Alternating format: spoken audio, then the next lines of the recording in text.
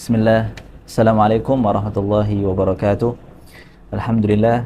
Wassalatu wassalamu ala rasulillah Sayyidina Muhammad ibn Abdullah wa ala alihi wa sahbihi wa mawalah. Nas'alullaha ta'ala al-futuh wal munuh wa salahil qalbi wal jasad wal ruh wa taubatan nasuh wal qabul fi kulli hal. Alhamdulillah, para hadirin, para pemirsa MZT Malang Raya yang dirahmati oleh Allah Subhanahu wa taala. Alhamdulillah, pada kesempatan kali ini kita diberikan sehat walafiat, diberikan riayah, inayahnya sehingga kita bisa terus muasalah, terus menyambung dari kajian kita, kajian usul fikih. Yang mana dengan kajian tersebut insya Allah bisa menambah akan wawasan kita, menambah akan ilmu yang mana insya Allah bisa memberikan manfaat di dunia dan juga di akhirat. Amin ya rabbal alamin. Alhamdulillah, pada kesempatan atau pertemuan yang kemarin kita udah membahas tentang definisi dari ilmu usul fikih secara nama, ya, dari penamaan ilmu usul fikih. Yang mana pada kesempatan kali ini Al-Fakir ingin menjelaskan atau meneruskan tentang mabadi asyarah, ya, yang mana pada waktu kesempatan yang sebelumnya Al-Fakir menjelaskan tentang mabadi yang pertama atau mabda atau asas pondasi dari setiap ilmu, ya, yang mana itu mencakup dari definisi fikih sendiri, definisi ilmu usul fikih sendiri, ya, begitu juga apa-apa yang bersangkutan dengan ilmu tersebut. Jadi alhamdulillah pada kesempatan sebelum-sebelumnya Al-Fakir sudah menjelaskan secara mungkin cukup bisa difahami tentang masalah definisi dari pengertian fikih itu sendiri atau ilmu usul fikih, ya. Meneruskan dari penjelasan definisi dari dasaran-dasaran 10, ya, mabadi asyarah, ya. Sekarang kita akan memasuki dari mabda yang kedua, ya. Bismillahirrahmanirrahim, min kitab Syarhul Waraqat Imam Mahalli rahimahullahu ta'ala wa nafa'ana bihi wa bi ulumihi wa bi barakatihi fid dharain amin. Bismillahirrahmanirrahim. Al-mabda' tsani, ya, al-mabda' tsani itu adalah dasaran atau pondasi yang perlu kita tahu sebelum kita memasuki ke dalam suatu ilmu, ya. Sekarang kita masuk kepada mabda' yang tsani, itulah maudhu ilmu usul fikih, ya, atau pembahasan tentang ilmu usul fikih. Yang mana mungkin sebelumnya udah Al-Fakir jelaskan bahwa usul fikih itu membahas tentang apa, akan tapi ini secara ringkas untuk mengulangi yang sudah lalu. Maudhu ilmu usul fikih atau pembahasan ilmu usul fikih itu adalah sesuatu hal atau sesuatu ilmu yang yubhatsu fihi fi dzalikal ilmi an ahwal al-aridah lahu. Jadi suatu ilmu yang membahas apa-apa yang bersangkutan dengan ilmu tersebut, ya. Salah satu contohnya adalah ketika seseorang itu membahas atau belajar akan suatu ilmu kedokteran, otomatis dia akan memahami bagaimana apa-apa yang bersangkutan dengan dokter tersebut, ya. Untuk kita lihat macam-macam dokter itu banyak, ya. Ada dokter gigi, ada dokter bagian dalam misalkan. Dengan di situ mereka belajar apa-apa yang bersangkutan dengan badan manusia atau apa-apa yang bersangkutan dengan gigi seseorang, ya. Tergantung dari takhususnya, ya, bidang apa, ya. Tapi di sini disebutkan kita membahas ilmu usul fikih ini adalah sesuatu hal atau membahas tentang dalil-dalil fikih, dalil-dalil fikih, ya. Jadi fikih itu bahasanya itulah suatu hidangan yang udah jahiz, yang sudah siap untuk diaplikasikan, udah siap untuk dimakan, ya. Jadi kita itu membahas apa-apa dalil-dalil itu sehingga kita bisa sampai ke dalam fikih tersebut, ya. Jadi usul fikih dinamakan usul karena itu adalah suatu dasaran atau suatu akar yang mana dengan akar tersebut atau pondasi tersebut kita bisa memahami fikih, ya. Kenapa ini diharamkan, kenapa ini diwajibkan, kenapa ini dihalalkan, ya, seperti itu, ya. Di sini wa maudhu'u ilmi usul fikih huwa adillatul fikih, dalil-dalil fikih. Li'annahu yubhatsu fiha 'anil awaridi al-lahiqati laha min kauniha 'ammatan wa khassatan wa amran wa nahyan. Jadi di situ dalil-dalil itu enggak semuanya menunjukkan secara eksplisit atau menunjukkan secara secara tertentu akan suatu hal, akan tapi biasanya ada yang masih bersikap atau memiliki makna atau bernilai universal atau masih bernilai global, ya seperti itu. Atau ada yang menunjukkan secara umum, ya, secara umum, ya. Ada juga hal tersebut yang menunjukkan perintah, ada hal yang menunjukkan akan suatu larangan. Dari situ, dari perintah tersebut ini juga ada pembahasan apakah perintah itu bermakna atau memiliki unsur wajib atau memiliki unsur sunnah. Kemudian larangan ini apakah memiliki unsur diharamkan ataukah unsur yang dimakruhkan, karena kedua hal tersebut juga berbeda, ya kan, seperti itu.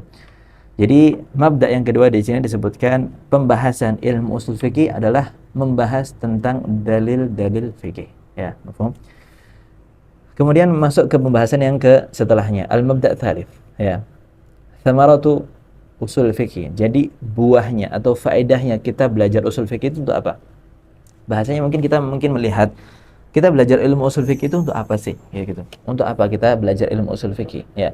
Beliau di sini menjelaskan bahwa thamaratu usul fikih bima'na faedatihi. Yani thamara, ya, buahnya atau dengan memiliki makna faedahnya. Hiya ma'rifatul ahkami ar-rabbaniyah, yaitu agar apa? Agar mengetahui hukum-hukum rabbani. Jadi hukum-hukum yang ditentukan oleh Allah Subhanahu wa taala, hukum-hukumnya Allah Subhanahu wa taala bihasabi at-taqatil insaniyah, dengan kemampuan manusia untuk memahami dari dalil-dalil tersebut, ya. Liyanala bil jarayani ala mujibiha as-sa'adah ad-diniyah wa dunyawiyah.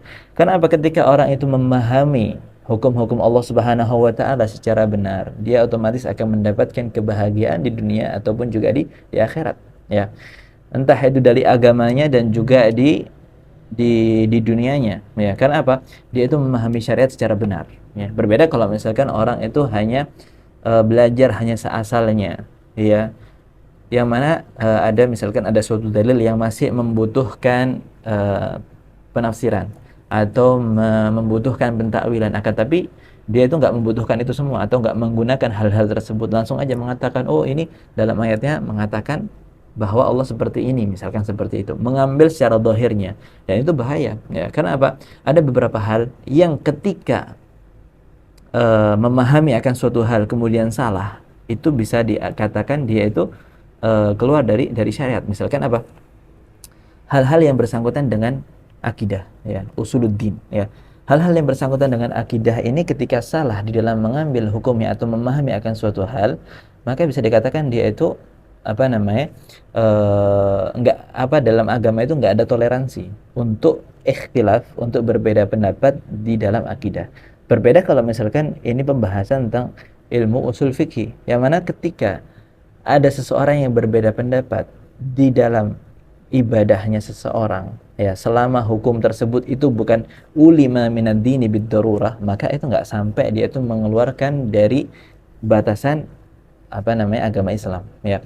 Karena apa?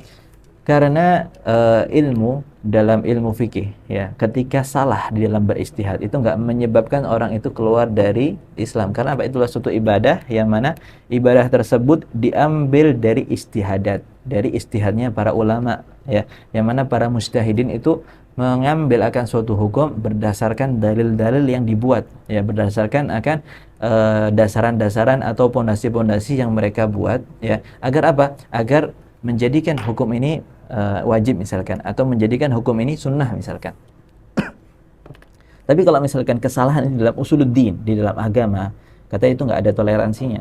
Dalam hadis Nabi besar Muhammad SAW menjelaskan bahwa sesungguhnya nanti umatku ini akan menjadi beberapa golongan, ya, 73 golongan. Bimana hadis bahwa mereka itu akan masuk neraka kecuali hanya satu firqah atau satu golongan, ya.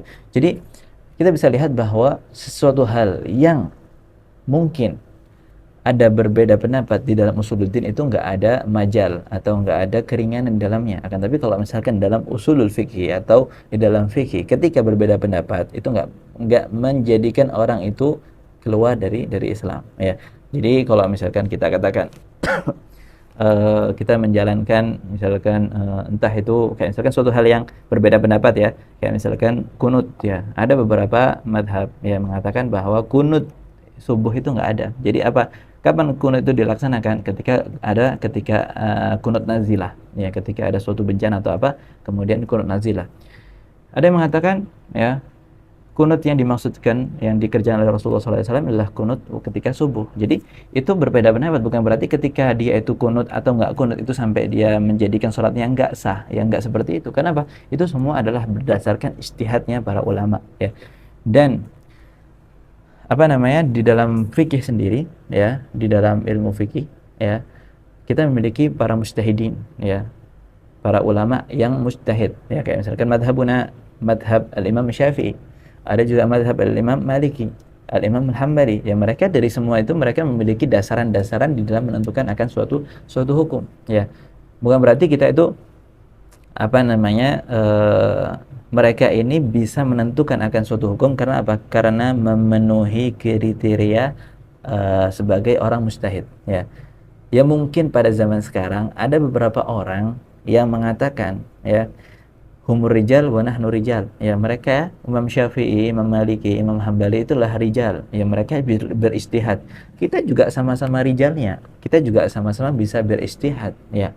Yang jadi pertanyaannya, kamu ini memiliki kriteria apa sehingga bisa menurut saya seperti ini, ya, ayat menunjukkan seperti ini, jadi menurut saya seperti ini, ya. Jadi nggak mudah lah bahasanya itu seseorang itu menentukan akan suatu hukum, ya, yang diambil langsung dari Al-Quran atau hadis, kemudian menetapkan akan suatu hal, ya.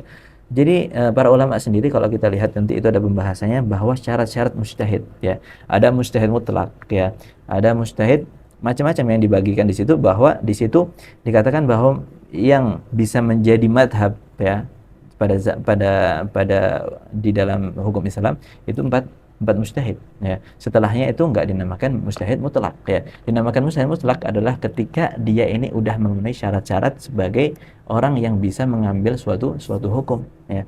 Bahasanya selama hal tersebut udah ditentukan oleh para mujtahidin, ngapain kita itu membuat suatu hal yang baru? Bisa jadi, ya, bisa jadi dia itu mengambil suatu hal karena hawanya, karena hawa nafsunya, karena ingin apa bahasanya? Mungkin ingin dikenal atau bisa dilihat bahwa dia itu orang yang alim atau apa. Nah, bukan berarti seperti itu, ya. Jadi wallahu a'lam, ada beberapa orang yang mungkin, ya, bukan hanya di kalangan pesantren atau apa, mungkin di kalangan orang-orang yang belajar di studi Islam, ya, entah itu di manapun, entah di perkuliahan, entah itu di manapun, ya, ada beberapa ulama atau beberapa orang-orang yang dikatakan cendekiawan, akan tapi, ya, bukan banyak kita katakan, enggak, ada beberapa mungkin, ya, yang lebih mengedepankan, oh menurut saya seperti ini, ya, sedangkan para ulama-ulama terdahulu itu udah pada zamannya udah selesai, ya. Sekarang kita apa namanya, pada zaman sekarang yang mana butuh pembaharuan di dalam suatu ilmu, ya, seperti itu.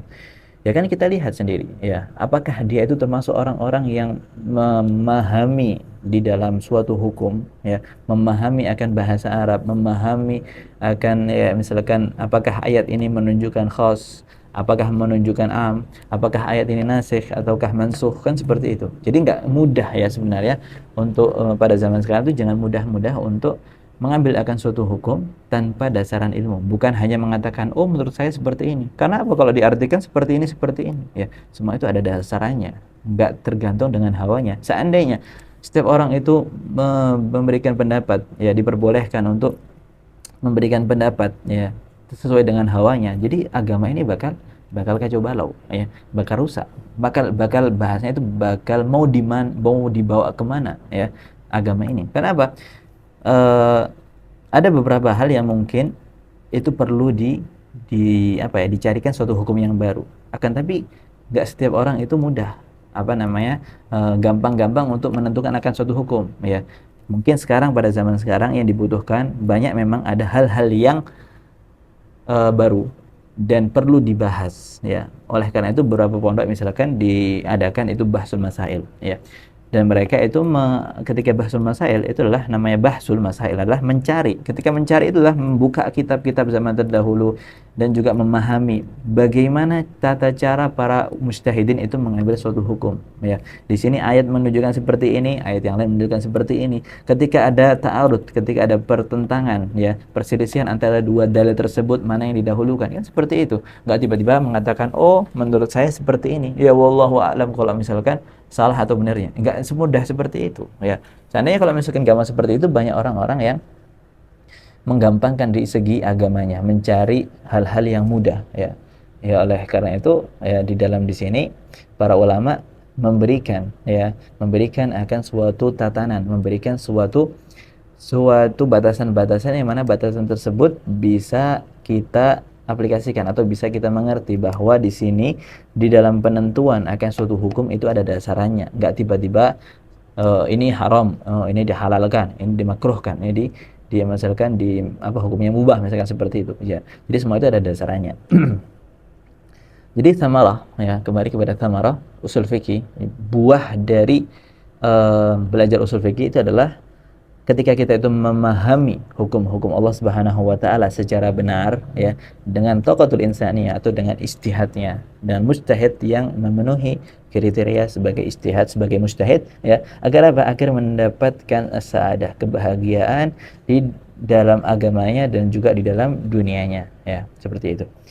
Kemudian al-mabda' rabi', ya, pembahasan dari mabda' rabi' atau pondasi atau dasaran yang keempat. Nisbatu usul fikhi ila baqiyatul ulum.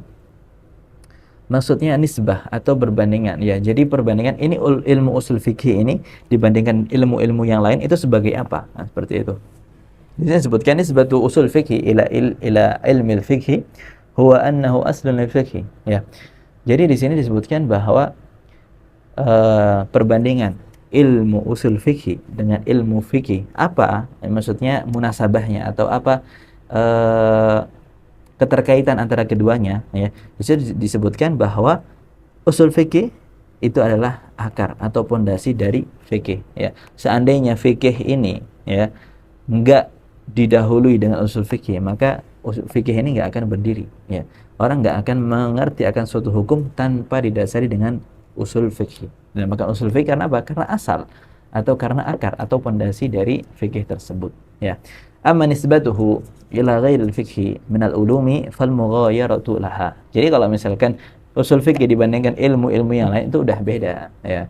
Jadi ada bidang-bidangnya sendiri. Kalau misalkan usul fikih, namanya usul fikih adalah pondasi atau akar atau asas dari fikih, ya, otomatis bersangkutan dengan hanya fikih, ya. Berbeda dengan ilmu-ilmu yang lain kayak ilmu tafsir atau ilmu hadis dan sebagainya.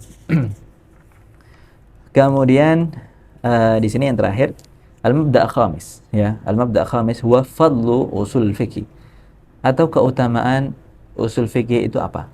Yu'lamu fadluhu min fadli mawdu'ihi wa thamaratihi. Jadi kita bisa tahu fadilah atau keutamaan dari ilmu usul fikih itu dari pembahasannya dan juga thamarahnya dan juga faedahnya. Fahuwa min asyrafil ulum, itu adalah salah satu ulum yang paling mulia. Libtina'i al-fikhi alaihi, ya. Falaulahu lama alimna al-fikha wa lama qatadara al-fuqaha wa la istinbat al-ahkam wa takrir al-syariah wa lataha al-khalqu an tariq as-sa'adah ad-dunyawiyah wal ukhrawiyah. Jadi disebutkan di sini fadilahnya agar apa? Fadilahnya kita tahu bahwa ilmu usul fikih itu adalah paling mulianya ilmu, ya. Kenapa? Kenapa dikatakan paling mulianya ilmu? Kenapa ketika orang itu memahami ilmu usul fikih, dia memahami fikih, ya, memahami hukum-hukum tentang fikih, ya. Ketika dia memahami hukum-hukum fikih, dia otomatis mengerjakan ibadah dengan benar, mengerjakan ibadah dengan kesempurnaan, ya. Ketika dia udah memahami atau mengerjakan ibadah dengan benar, dengan sempurna, otomatis dia akan mendapatkan saadah, mendapatkan kebahagiaan dunia dan di akhirat. Kenapa? Dia menjalankan ibadah dengan benar, ya. Dikatakan di sini seandainya bukan karena ilmu usul fikih, maka nggak akan muncul namanya fikih, ya. Bagaimana mungkin orang ini membangun suatu bangunan tanpa ada dasaran, ya, tanpa ada dasaran atau pondasi yang bakal menompang dari atap itu tersebut, ya, menompang dari tingkat-tingkat bangunan-bangunan tersebut, ya. Oleh karena itu dikatakan asal ya karena dia itu adalah paling intinya. Seandainya nggak ada asal tersebut atau nggak ada pondasi tersebut, nggak akan terbangunlah bangunan tersebut. Ya, bagaimana mungkin ya pohon itu bakal bisa berdiri tanpa ada akar yang kuat yang memegangnya? Otomatis pohon itu akan segera jatuh, ya kan seperti itu. Jadi di sini dikatakan fadluhu usul fikih itu adalah asyraful ulum. Karena apa? Ketika orang memahami ilmu usul fikih dengan benar, otomatis dia akan memahami fikih.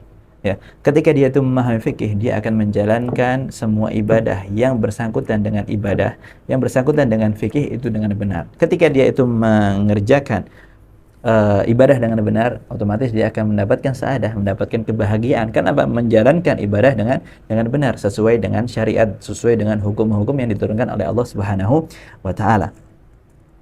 Fa usul fikih qaidatu syar'i. Ya, usul fikih itulah kaidah syariat, ya. Wa aslun yuraddu ilaihi kullu far'. Ya, namanya asal, namanya akar itu setiap cabang-cabang itu bakal bakal kembali ke asal tersebut. Kenapa? Karena far' atau cabang itu nggak akan bisa berdiri sendiri tanpa adanya asal, ya. Kama qala al-Imam Jarkasi, ya, wa qala al-Imam al-Muhaqqiq Ibnu Daqiq al-Aid, usul fikhi huwa alladhi yaqdi wa la yuqda alaihi. Jadi ilmu usul fikih itu adalah sebagai penentu akan suatu hukum, atau sebagai hukum, atau sebagai hakim metodologi yang menentukan akan suatu hal. Itu namanya usul fikih. Sedangkan fikih berbeda dengan itu. Wala yuqda alai. Jadi usul fikih itu enggak ditentukan, enggak diputuskan. Jadi dia itu enggak sebagai maf'ul, akan tapi sebagai fa'il, sebagai penentu atau sebagai hakim yang menentukan akan suatu hukum. Kemudian waqala al-Imam Abul Baqa Al-Ukbari, ya, dikatakan bahwa ablagu ma yutawassalu bihi ila ihkamil ahkam itqanu usulul fiqh wa tarafin min usulid din. Jadi dikatakan di sini cara yang paling kuat agar orang itu sampai kepada penetapan akan suatu hukum adalah ketika seseorang itu benar-benar mutqin, benar-benar memahami dari ilmu usul fikih, wa tarafin min usuluddin, dan sebagian dari usuluddin, ya. Ketika orang itu bisa dikatakan orang itu alim, atau bisa dikatakan orang itu sempurna di dalam agamanya, dikatakan ablagu ma yatawassalu bihi ila ihkamil ahkam, untuk penetapan akan suatu hukum ketika dia itu benar-benar memahami usul fikih, ya, memahami akar-akar dari fikih tersebut, memahami dari pondasi-pondasi tersebut, bagaimana hukum ini bisa terjadi. Dia mengerti, ya, karena ayat ini, karena hadis ini, ya, karena ini menunjukkan menunjukkan umum misalkan, atau ini menunjukkan khusus misalkan, seperti itu, ya. Jadi di sini kita bisa pahami bahwa fadilah atau keutamaan dari ilmu usul fikih, dikatakan bahwa asyraful ulum, paling mulianya ilmu. Karena apa? Dengan ilmu usul fikih muncullah ilmu al-fikih, ya. Insyaallah dari pembahasan ini kita bisa memahami sedikit, ya, dari apa maksud atau keutamaan kita itu belajar ilmu usul fikih. Jadi insyaallah dari yang Al-Fakir sampaikan bisa difahami. Seandainya misalkan ada hal yang mungkin bisa ditanyakan, nanti bisa ditanyakan di kolom komentar. Dan insyaallah pada pertemuan kali ini kita cukup sampai sekian. Insyaallah apa yang kita pelajari Allah Subhanahu wa taala berikan bermanfaat untuk kita sendiri, untuk keluarga kita, untuk saudara-saudara kita, untuk semua orang muslim, ya. Yang mana insyaallah bisa memberikan keberkahan juga, ya. Mungkin pada kesempatan kali ini hanya cukup kita sampai pembahasan dari mabda al-khamis, ya. Insyaallah nanti setelahnya kita akan masuk kepada mabda sadis, ya. Mabda sadis adalah pembahasan tentang pertama kali orang yang meletakkan ilmu usul fikih, atau orang yang orang yang menjelaskan atau mentadwinkan dari ilmu usul fikih, ya. Di sini nanti akan disebutkan. Kita tahu bahwa pada pertemuan sebelumnya bahwa pertama kali yang menciptakan atau menuliskan atau membukukan ilmu usul fikih adalah Imam Syafi'i. Tapi di sini ada disebutkan dua hal, ya, dua hal yang mana hal tersebut menunjukkan di situ ada dua kali cetakan atau dua kali penulisan dari kitab risalah. Insyaallah akan kita bahas di pertemuan yang akan datang. Ikuti terus video MZT Malang Raya. Insyaallah kita terus akan memberikan suatu hal yang bisa memberikan manfaat, memberikan suatu hal yang baru yang mana bisa memberikan manfaat untuk linasil jami', ya. Amin ya rabbal alamin. Fahada yaktafi bihadzal qadar, ya. Alafu minkum, kalau misalnya ada salahnya bisa dimaafkan. Kalau misalnya ada kurangnya juga bisa diberikan komentar untuk bisa membangun dari pembahasan ini agar bisa lebih sempurna, ya. Fa naktafi bihada wa na'dzir minnakum wa hada, ini adalah mungkin hal yang perlu kita sampaikan, ya.